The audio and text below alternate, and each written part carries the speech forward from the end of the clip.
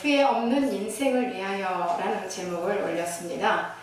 사람이 이 세상을 살아가면서 후회 없는 삶을 살 수 있다면 얼마나 좋을까요? 그런데 후회 없는 삶을 살기가 쉽지가 않습니다. 그러나 우리가 어떻게 해서라도 후회 없는 삶을 살 수 있도록 힘쓰고 애써야 되겠죠. 한 부잣집에서 일어난 일인데, 주인이 종들을 불러놓고 짚을 한 모금씩 주면서 새끼를 꾸라고 했어요. 그런데 이 집안에 종들이 많이 있지만 두 분류의 종들이 있는 겁니다. 그래서 한 분류의 종들은 열심히 새끼를 꾸지 않고 뭉텅뭉텅하게 그냥 단시간에 꼬았습니다. 그래놓고 이제 들어가 잡니다. 그런데 한 분류의 종들은 열심히 최대한 이 새끼를 가늘게 굽는 거예요. 여러분들 아마 지혜가 뛰어난 사람은 이게 무슨 말 할까 아마 짐작을 하실 수도 있을 것 같습니다. 네요. 그래서 이제 그러고 다 일을 맞춰놓고 자고 난 후에 아침에 주인이 종들을 부릅니다. 다 모아놓고 이제 금고를 활짝 여는 거예요. 열고는 거기에다가 어젯밤에 꼬아놓은 이 새끼줄에다가 전부 깨라고 하는데, 단시간에 일을 잘 마친 이 종들은 하나도 이 구멍에 동전이 안 들어가는 겁니다.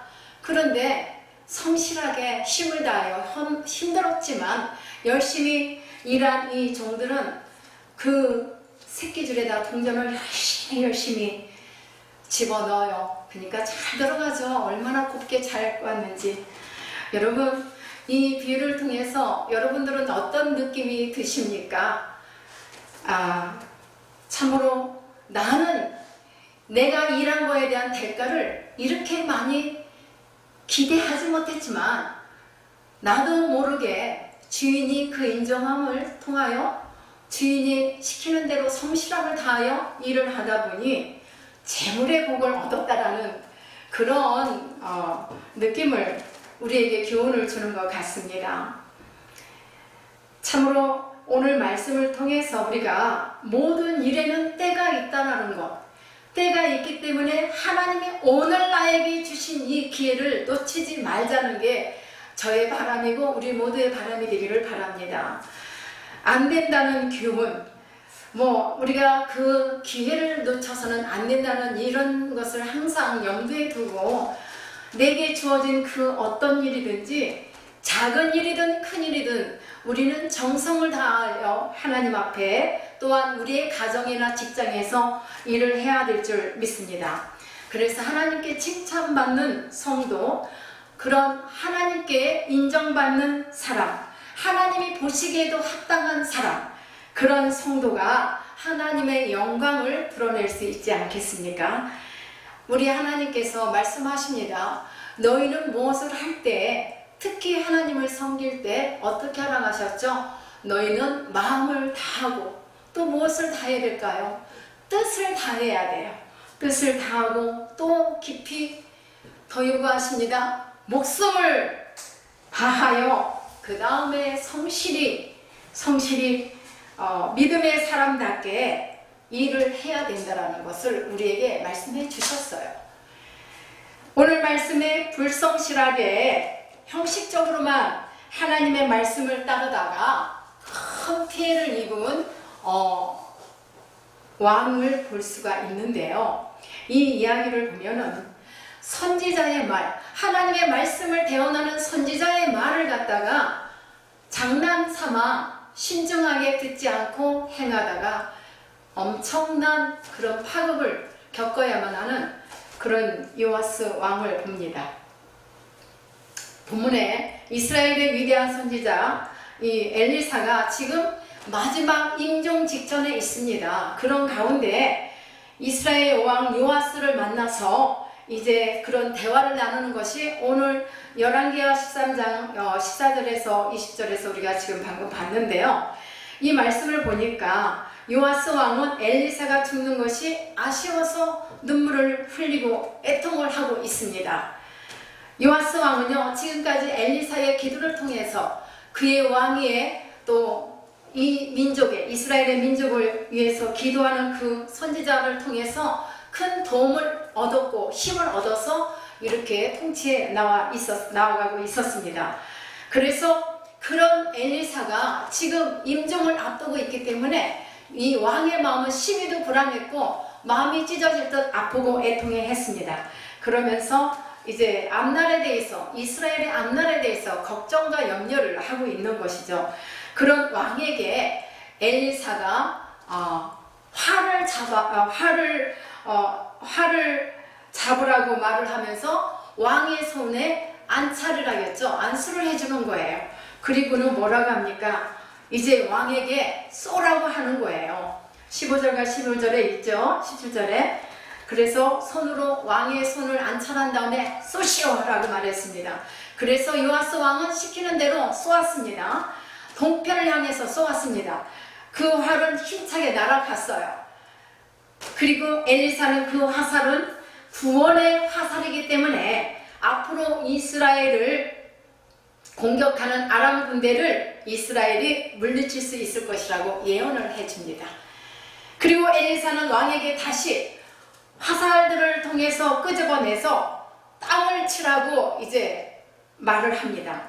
그리고 엘리사는 왕에게 그렇게 명령을 하는데 18절에 나오죠. 또 가로되 살들을 치어서서 곧 빨리 치라는 거죠. 곧 치함에 이제 엘리사가 이스라엘 왕에게 이르되 땅을 치소서 했는데 여기에서 이 왕이 3번만 치라고 하지 않았지만 3번만 쳤어요. 땅을 치라고 했지 몇 번만 치라고 하지 않았는데 왜 그랬을까요?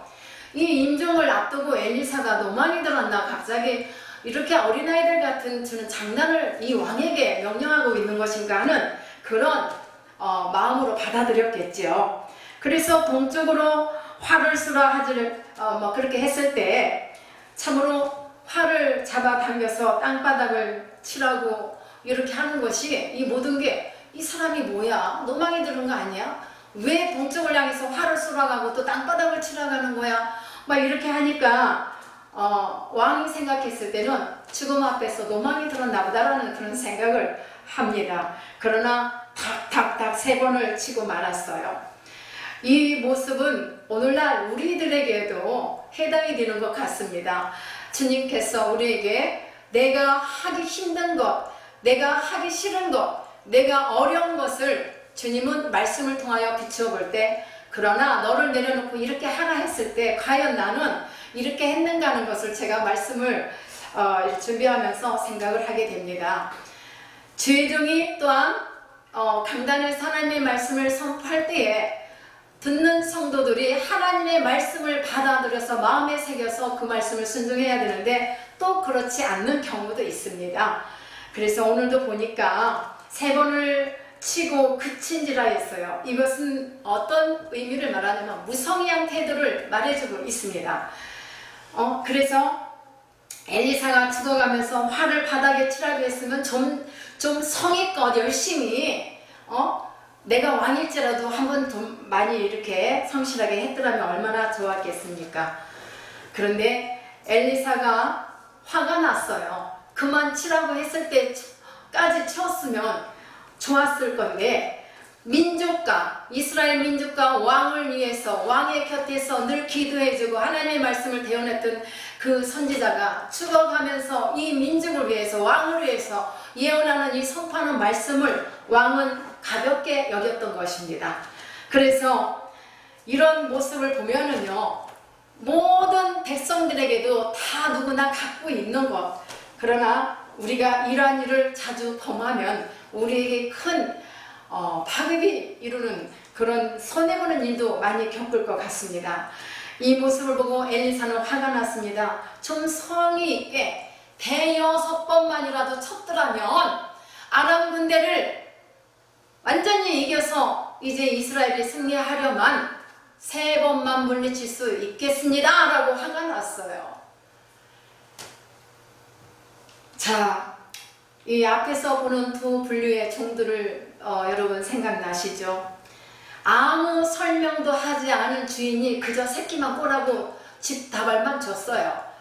그리고 이 엘리사도 왕에게 어떠한 자세한 설명을 하나님의 말씀을 이렇게 전해주지 않고 왕이시여 이렇게 화살을 쏘고 땅바닥을 치십시오 하니까 말 같지가 않았던 것입니다. 그러기에 이렇게 실망스러운 일, 하나님의 말씀같이 여겨지지 않아서 순종을 제대로 하지 않았던 것입니다. 선지자의 말을 왕은 가볍게 여겼어요. 아이들 장난같이 들리는 선지자의 말을 조금만 더 성실껏 들었더라면 얼마나 이 왕이 큰 힘을 받을 수 있었을까 하는 아쉬움을 우리에게도 지금 느끼게 해줍니다. 그런데 형식적으로 이렇게 하다 보니까 하나님께서 주실 이 큰 축복의 기회를 놓치고 마는 거예요. 이 요아스 왕만 이런 일을 할까요? 요아스 왕은 하나님 말씀에, 선지자의 말씀에 성실껏 따르고자 하는 마음의 자세가 없었습니다. 그저 죽어가는 자가 하는 한마디이겠지라는 그런 생각을 했을 뿐입니다. 이왕 치는 거 조금만 더 성의 있게 선지자의 말로 듣지 말고 선지자일지라도 그래도 그 말에 순종을 했더라면 얼마나 좋았을까. 화살로 땅을 치라는 선지자의 말을 진지하게 듣지 않고 장난삼아 듣고 순종하는 흉내만 냈다는 것이 여기에서 큰 문제가 되는 것입니다. 그래서 아람 군대를 완전히 전멸하며 승리할 수 있는 기회를 잃었다는 것이 너무나 씻을 수 없는 실수요, 가슴 아픈 일입니다. 우리도 성의 없는 태도로 살아왔던 날들이 많이 있죠. 저도 있습니다. 예, 우리도 지나온 날들을 돌이켜보면 조금만 더 열심히 더 잘할 걸 하는 그런 정성을 좀 더 들였으면 어땠을까 하는 그런 마음들을 많이 갖게 되고 또 후회도 하게 됩니다. 조금만 더 인내심을 갖고 좀 지속했더라면 더 좋은 결과를 얻을 수 있었고 또 그런 좋은 기회들을 놓치지 않아도 됐을 텐데 그런 아쉬움들을 많이 남기며 우리가 살아오지 않았나는 생각을 하게 됩니다. 미국의 그 미시간주의 애나버로라는 그런 도시에 실패 박물관이라는 이 박물관이요, 1965년부터 37년간 미국 소비자들로부터 외면당해서 시장 개척을 실패한 그런 신제품들을 모아놓은 박물관이 있었습니다. 그런데 너무 여기에는 보면은 뭐가 있었냐면은 뭐 음료 또한 식품 또 미용 재료 또한 또 여러가지 애완동물 뭐 또 여러가지 이런 것들을 갖다가 실패를 했는데 회사에서 신제품을 만들면 그 중에 80에서 95%는 거의 다 실패한다는 거예요. 그런 통계가 나와서 있었는데 사실 그 박물관에 신제품들을 다 모아놓은 곳이지만 신제품이 거의 다 실패했다는 거. 그런데 신기한 것은 미국의 큰 회사들이 그 실패의 박물관을 그렇게 자주 찾았답니다. 왜 그랬을까요? 과거의 실패를 거울 삼아 현재 오늘 나는 실패하지 않겠노라는 교훈을 삼기 하여 많이 이런 사업가들이 찾았다는 것입니다.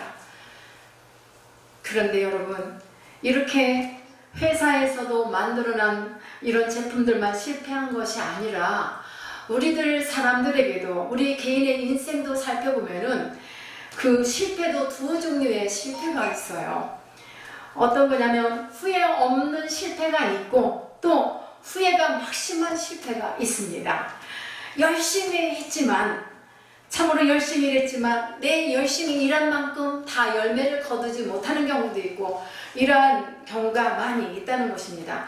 내가 할 수 있는 힘을 다해서 했지만 그랬다 할지라도 열심히 힘을 다해서 일했을 때 실패하는 것은 어쩔 수 없는 후회 없는 실패라고 봅니다. 그런데 내가 조금만 더 정성껏 더 조금만 했다라면 실패하지 않았을 터인데 라는 이런 실패, 두 종류의 실패가 있습니다. 그러나 내가 좀 더 열심히 할 수 있었는데 게을렀다든가 게으름을 피우고 나태했다든가 실패했다면 실패는 그야말로 그냥 실패가 아니라 후회 막심한 그런 실패가 되는 것입니다. 후회하지 않기 위해서는 무슨 일을 하든지 모든 정성을 다 기울여서 해야만 돼요. 우리가 하다못해 부엌에서 일을 할 때 우리 주부들도 음식 한 가지를 해도 어떤 때는요 사실 정성을 다하고 너무나 정성이 과해도 내가 원하는 작품이 안 나올 때도 있어요. 그러나 후회하지는 않을 거 아니에요. 그런데 그냥 대충대충 아까 그 이화수 왕처럼 그냥 대충 몇 번 두드리고 마른 것처럼 이렇게 하고 나면 이런 또 후회하는 일들이 생기게 되는 것입니다. 나에게 하나님께서 주신 시간, 하나님이 나에게 주신 재능, 이 모든 지혜, 이 모든 달란트들을 내가 과연 오늘이란 이 삶을 허락하신 하나님 앞에서 내가 어떻게 무엇을 어떻게 하면서 살아갈 것인가, 우리는 늘 이것을 생각하면서 살아야 됩니다. 그런데 이런 생각들이 없이 살아가다 보면은 어떻게 하죠? 우리는 많은 것들을 놓치게 됩니다. 그리고는 먼 훗날에 후회라는 것을 하게 되지요. 하나님을 섬기는 일에 내가 지금보다 더 잘할 수 있는데 게으르고 나태하고 성의가 없어서 못하고 있는 부분이 없도록 오늘 우리가 우리의 자신을 다시 한번 성찰해 보기를 바랍니다. 하나님을 섬기는 일에 있어서 하나님께서는 성실하게 살아가기를 원하십니다. 하나님은 우리가 하나님을 섬길 때 모든 정성을 다해서 섬기라고 하셨어요. 그래서 마태복음 22장 37절에서 예수님께서 가라사대 뭐라고 하십니까? 내 마음을 다하고, 또 아까도 말씀드렸죠? 내 목숨을 다하고 뜻을 다하여 주 너의 하나님을 사랑하라 하셨습니다. 우리가 이렇게만 사랑한다면 이 세상에 불법자들은 없을 것 같습니다. 소망사항이죠? 저부터도 못하고 있으니까. 우리가 하나님 앞에 예배를 드리는데 예배는 신앙생활의 기본이죠. 예배는 신앙생활에 있어서 완성과 같은 그런 중요한 예배입니다. 그런데 이 예배를 제대로 드리지 못한다면 내가 얼마나 이 하나님 앞에서 얻지 못할 일들이 많이 있는데, 반대로 대강대강 하는 사람들은 더 큰 기대를 하면서 또 거기에서 실망하고 퍼지고 이런 일들도 겪습니다. 그런데 예배를 잘 드리지 않고 성경 공부만 한다면은 자칫 잘못하면 교만에 빠지게 됩니다. 머리만 커져서 섬김이 없고 열매가 없는 그런 삶을 살 수 있기 때문에 하나님은 정성을 다해서 예배 드릴 것을 원하십니다. 그래서 일요일이 아니라 우리 믿는 자들에게는 주의 날을 줄여서 주일이라고 해요. 그래서 우리는 성일이라고 말하면서 성일을 거룩하게 지키는 날이라 해서 성일이라고도 합니다. 그래서 이 주일날에는 어떠한 약속도 다 내려놓고 하나님과의 만남의 시간을 드려야만 합니다. 이거는 의무고 우리가 마땅히 해야 할 일인데, 이런 예배를 하나님 앞에 드림에 있어서 우리는 정성을 다하여 예배를 드려야만 합니다. 마태복음 25장 열처녀의 이야기가 나옵니다. 이 열처녀 중에 보면은 참 슬기롭고 지혜로운 5처녀는 등불과 함께 기름병도 준비했어요. 여유의 기름을 준비했죠. 그러나 이 5처녀는 등불만 딸랑딸랑 들고 신랑 맞을 준비를 하러 나왔던 것입니다. 그랬을 때에 신랑이 아직 도착하지 않으셨는데 등불이고만 꺼졌어. 아유, 빨리 가야지. 어디 가죠? 기름 사러 가는 거예요. 기름 준비하러. 그런데 슬기롭고 지혜로운 이 여인들 5명은 기름과 함께 준비한 게 있다겠죠. 여유의 기름병.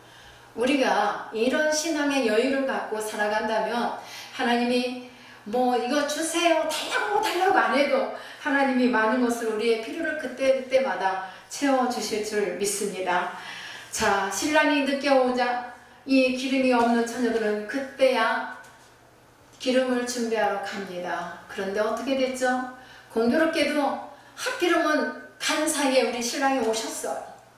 그래서 그 혼인잔치에 등불과 함께 기름을 준비한 처녀들만 들어갈 수가 있었습니다. 무엇을 말할까요? 우리가 이 세상을 살아가면서 똑같은 시간을 주어진 그 시간 속에서 신앙생활을 할 때에 이와 같은 경우를 많이 당할 수 있다는 것. 기왕 드리는 예배 좀 더 정성껏. 예전에 제가 아주 그 청년 초기 때만 해도 어른들이 그런 신앙생활을 하는 모습을 봤어요. 헌금이요, 꾸기작 그때 1,000원짜리 커요. 그러면 꾸기작한 돈을 어떻게 합니까? 다리미로 다려요. 그리고 옷도 그냥 최고로 깨끗하고 좋은 걸로 미리 토요일날 다 준비해. 그러니까 주일의 예배를 위해서 토요일부터 예배가 시작이 되는 거예요. 이 준비가 예배가 아닌 게 아니에요. 준비하는 과정도 예배입니다, 여러분.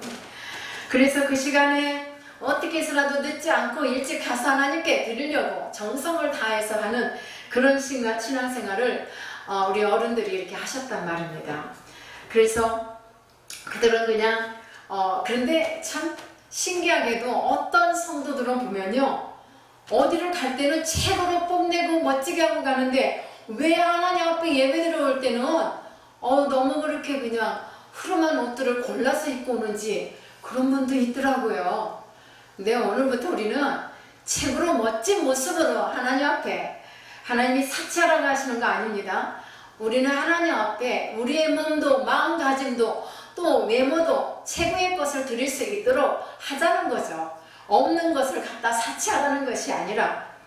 그래서 이렇게 하는데 그냥 막 대충 시간 되면 딸랑딸랑 와서 교회 와서 예배 드리면 어떤 은혜가 있까 임할까 한번 생각해 볼 필요가 있다고 봅니다. 비싼 옷 입을 필요 없어요. 뭐 싼 거 입어도 이쁘다고 하고 깨끗하고 그리고 좋으면 돼요. 예. 그래서 그 좋은 것들 놔뒀다가 어디다가 쓰려고 하는지는 모르지만 이 방송을 보는 우리 모든 성도들 함께 주일날 너무 편안하게만 하지 말고 내가 이거 준비하는 것도 하나님 앞에 예배하는 모습이다라는 것을 기억하고요. 그렇게 하시면서 헌금도 기왕이면 오다가 그냥 시드기에서 뽑지 말고 하나님 앞에 성경 속에 좀 넣어놨다가 봉투는 없으니까 집어넣을 수 있잖아요. 이렇게 하면 하나님의 큰 마음, 우리의 중심, 우리의 심령을 감찰하시는 하나님께서는 그 은혜를 더 부어주시지 않겠습니까? 예, 그런 바람입니다. 옛날 이 성도들을 보면은 우리가 배워야 할 것이 많아요. 강단에서 지혜종들이 선포하는 말씀이 때로는 어이없는 말씀도 있습니다. 그래도 우리 하나님의 종이 하는 말씀이라고 다 순종하고 그렇게 하는 모습을 저도 보았어요. 근데 저도 그랬어요. 목사님이 말씀 선포하시면은 하라 하면은 해야 되는 건 줄 알고, 그래서 머릿속에 항상 순종은 제사보다 낫다라는 것이, 이 말씀이 저는 청년 때부터 이게 필이 꽂혀 있어가지고 그 말씀을 생각하게 돼요. 그래서 우리가 이런 마음가짐으로 하나님 앞에 구원해 주신 왕을 만나는 거예요. 나의 구주를 만나는 거예요. 나의 주인을 만나는 건데, 이런 마음으로 나간다면 이 예배가 목사님이 거칠고 막 딱딱한 말씀을 선포한다 해도 은혜가 되지 않겠습니까? 그렇죠. 근데 내가 준비하지 않고 주일날 성경 탁 털어서 이렇게 나올 때는 벌써 은혜 받을 것을 많이 이미 쏟고 있다는 것을 우리가 생각해야 할 필요가 있다고 봅니다. 여러분, 우리는 어떤 일을 하든지 하나님이 내게 주신 이 기회를 놓치지 말고, 하나님께 예배 드릴 수 있는 시간을 주신 것도 이 기회를 놓치지 말고 우리가 진실한 마음으로, 성실한 마음으로 새끼를 꼽는 그 종들처럼 우리도 그렇게 나가면 참 좋겠어요. 예. 앞으로 우리나라가 어떻게 될지 모르지만 하나님은 우리 이 대한민국을 사랑하시고 택한 백성들을 사랑하시고 기도하는 자들과 함께 하시기 때문에 이 나라를 굳건하게 더 견고하게 세워 가시리라 믿습니다.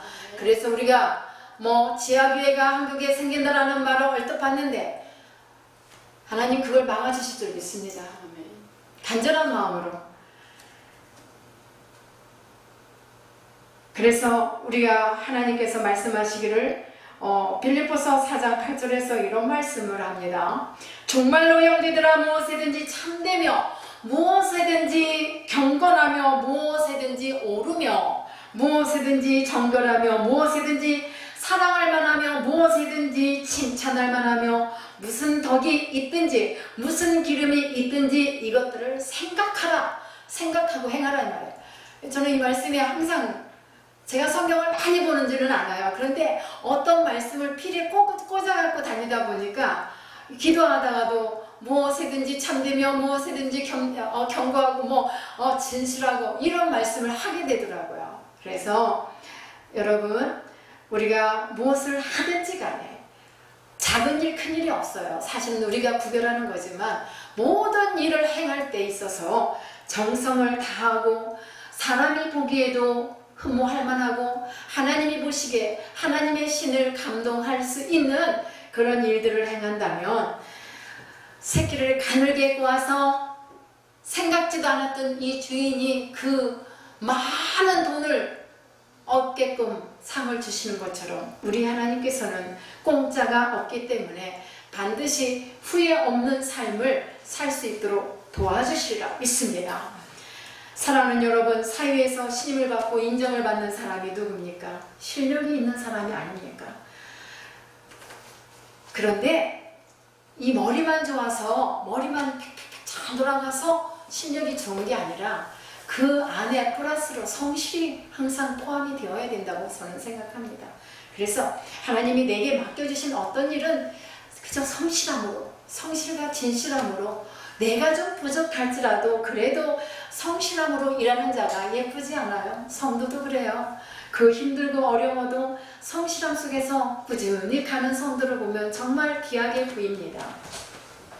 그래서 우리 방송 함께하는 우리 모두가 다 우리들이 어떤 일을 하든지 가정에서도 내게 맡겨주신 거 하나님이 맡겨주신 일이에요.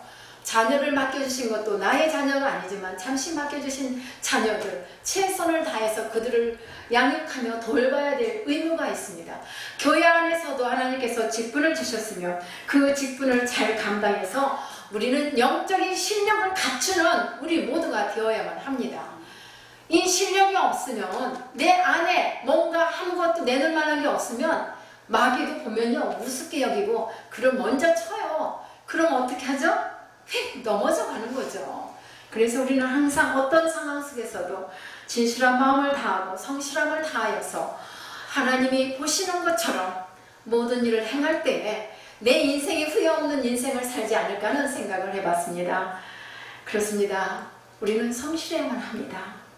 하나님의 말씀 앞에서도 성실해야 하고 믿음의 삶에 있어서도 성실해야 하고 또 이 왕처럼 장난삼아 성의 없이 탁탁탁 치고 멈추는 그런 모습이 아니라 하나님의 말씀 앞에서 최선을 다하고 성심을 다하고 순종하는 그런 모습을 가질 때 우리에게 참으로 후회 없는 인생의 그런 삶 속에서 많은 결과들을 얻도록 우리 하나님이 축복해 주시리라 믿습니다. 오늘 본문에 나오는 요아스 왕의 모습을 우리가 기억하면 좋겠습니다. 잊지 않으면 좋겠습니다. 엘리사가 하나님 말씀을 할 때에 성의를 다하여 바닥을 내리쳤더라면 이 요아스 왕은 참으로 더 견고한 성을 만들어가는 그런 왕이 되지 않았을까요? 그러나 기회를 잃어버렸습니다. 우리는 더 이상 하나님이 내게 주신 이 기회를 놓쳐서 슬픈 일을 겪지 말고 어려운 일, 괴로운 일을 겪지 말고 우리는 정말 마음을 다하고 뜻을 다하고 정성을 다하고 우리의 목숨은 내바치지 못할지라도 우리가 힘을 다하여서 그런 아름다운 신앙생활을 살아가기를 예수님의 이름으로 축원합니다.